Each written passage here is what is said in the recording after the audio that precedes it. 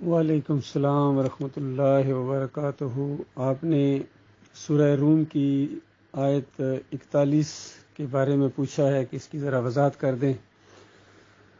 یہ اوپر کسی نے اس کا وہ ہیڈنگ بھی باندھا ہے کہ ملک میں سیلاب اور تباہ کاریوں کی وجہ، اور نیچے اس آیت کا حوالہ دیا ہے اور ترجمہ لکھا ہے کہ خشکی اور تری میں لوگوں کی بدعمالیوں کے باعث فساد پھیل گیا، اس لیے کہ اللہ انہیں بعض برے اعمال کا مزہ چکھائے، بہت ممکن ہے کہ وہ باز آ جائیں۔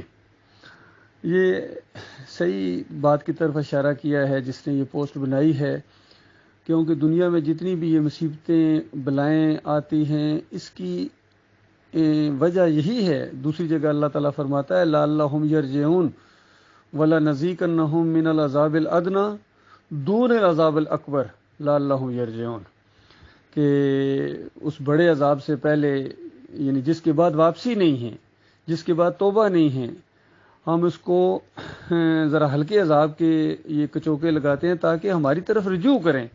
تو اس سے بالکل یہ بات ثابت ہے کہ اس سے یہ دنیا مراد ہے، کیونکہ مرنے کے بعد تو رجوع ختم ہو جاتا ہے۔ تو جن لوگوں نے اس دنیاوی قبر میں عذاب ثابت کرنے کے لیے اس کو عذاب ادنا کہا ہے اور پھر کہا کہ قیامت کے دن عذاب اکبر ہوگا اور یہ عذاب ادنا ہے، تو ان کی یہ تفصیل غلط ہے۔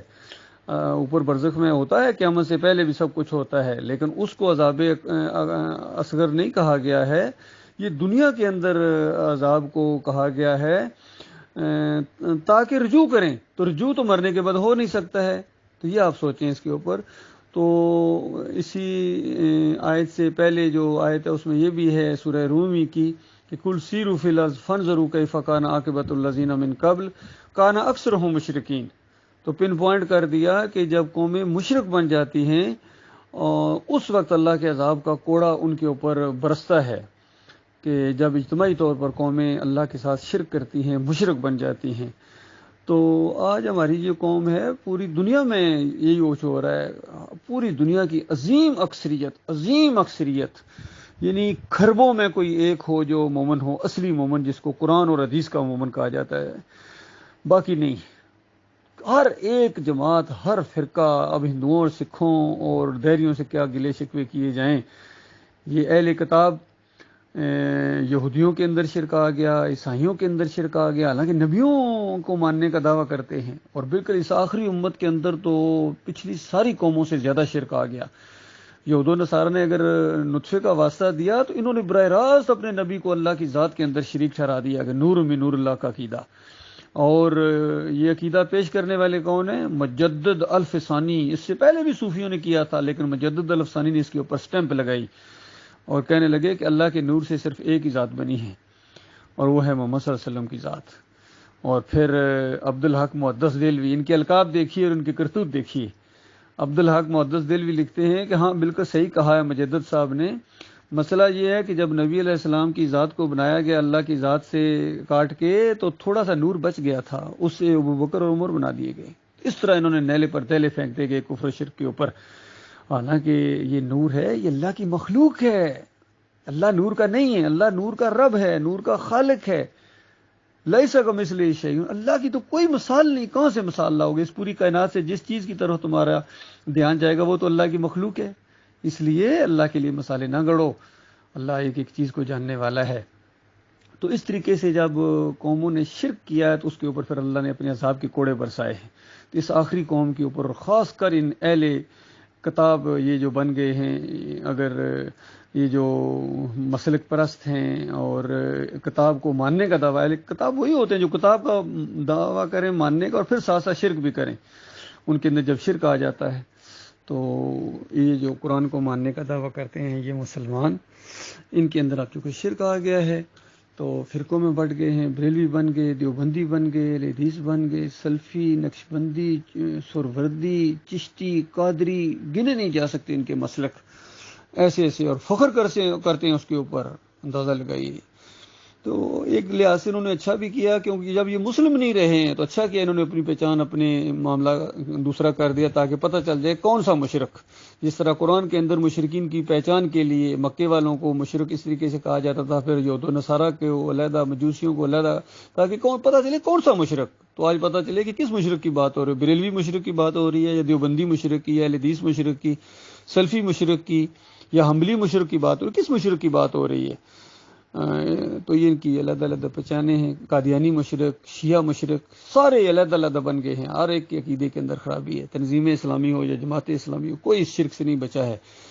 چاہے یہ حافظ سعید کی جماعت ہو یا خادم حسین رضوی کے شرکیہ نعرے ہوں، سارے اس میں ملوث ہیں. اس جرم کے اندر سارے ملوث ہو گئے. تو اس طرح اجتماعی طور پر جب یہ اس جرم کے مرتکب ہوئے ہیں اور ان کے علماء نے منع کرنا چھوڑ دیا ہے، تو اس کے بعد پھر اللہ کے عذاب کے یہ کوڑے آ رہے ہیں. یہ زمینی، جیسا سورہ الانعام کے اندر 3 عذابوں کا ذکر ہے کہ اللہ تعالیٰ اس بات کے اوپر پوری قدرت رکھتا ہے کہ تمہارے اوپر سے آسمان سے تمہارے لیے عذاب نازل کرے. اس پر قدرت رکھتا ہے. اگر تم شرک چھوڑنے کے لیے تیار نہیں ہو، باز نہیں آ رہے ہو، تو اللہ قدرت رکھتا ہے، لیکن ابھی وہ تحمل سے تمہیں موقع دے رہا ہے. اور وہ اس بات پر بھی قدرت رکھتا ہے کہ تمہارے نیچے سے عذاب نکال دے تمہارے لیے، دسادتوں نے زمین کے اندر، اور قدرت رکھتا ہے. اور پھر وہ اس بات پر بھی قدرت رکھتا ہے کہ تمہیں گروہوں میں بانٹے، ٹکڑوں میں بانٹے، اور ایک کی طاقت کا مزہ دوسرے کو چکھائے. یہ والا عذاب آج امت مسلمہ کے اوپر آ رہا، اور خاص کر پاکستانی قوم کے اوپر یہ والا عذاب آ رہا ہے بہت زیادہ، کہ یہ ٹکڑوں میں بٹے ہوئے ہیں. مذہبی لحاظ سے بھی آپس میں لڑتے رہتے ہیں، ایک دوسرے کی مسجدوں تک حملے کرتے ہیں، قتل و غارت کرتے ہیں ایک دوسرے کی. اور سیاسی لوگ تو اپنی انتہاؤں کے اوپر ہیں. پارٹیاں ہیں، اتنی نفرت ہے ان کی آپس میں ایک دوسرے کے ساتھ کہ اللہ اپنی پناہ میں رکھے. آج کل یہ جو شہباز گل ہے، اس کے ساتھ جو کچھ ہوا ہے، مجھے اس کا وہ کلپ بھی یاد ہے ابھی تک، یعنی جب یہ دوسروں کو کہا کرتا تھا آنے دو ہماری حکومت، دیکھنا ہم تمہارے ساتھ کیا کریں گے، ایسے ایسے خوفناک کراتے تھے اس کے، اور بھول گیا کہ وہ ساری باتیں اس کے ساتھ ہو گئی.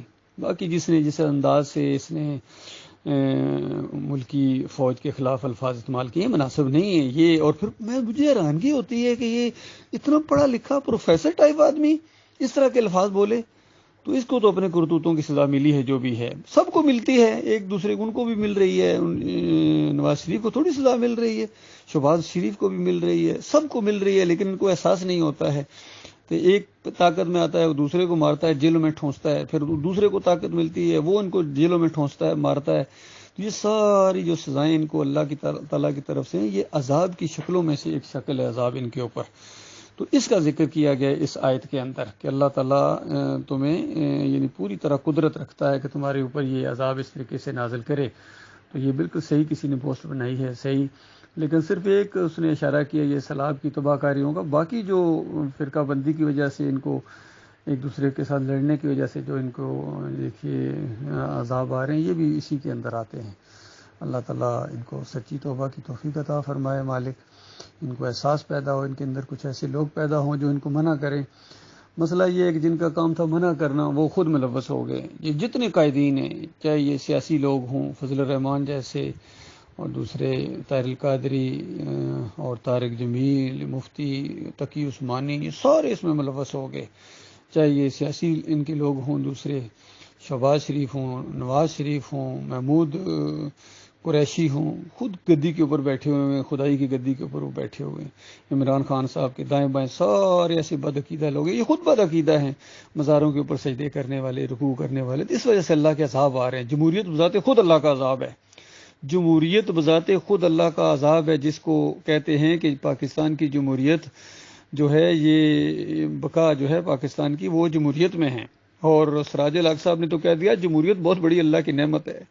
باقی سارے اسی بت کی پوجا کر رہے ہیں، پالش کر رہے ہیں اسی بت کو. سارے وہ مذہبی قائدین ہوں، وہ سیاسی قائدین ہوں، فوجی قیادت ہو، سب اسی جمہوریت کے بت کے پجاری ہیں. ایک سے ایک بڑھ کر مشرک ہے، اور اس قوم کو شرک کے انجیکشن دیتا ہے، شرک کی تھپکیاں دیتا ہے. اس کو لگے رہو میاں، جب مرو گے تمہاری جان جا کے جہنم کی آگ کے اندر آنکھ کھلے گی، اس وقت تمہیں ہوش آئے گا. یہ کچھ ان کے ساتھ ہونے والا ہے.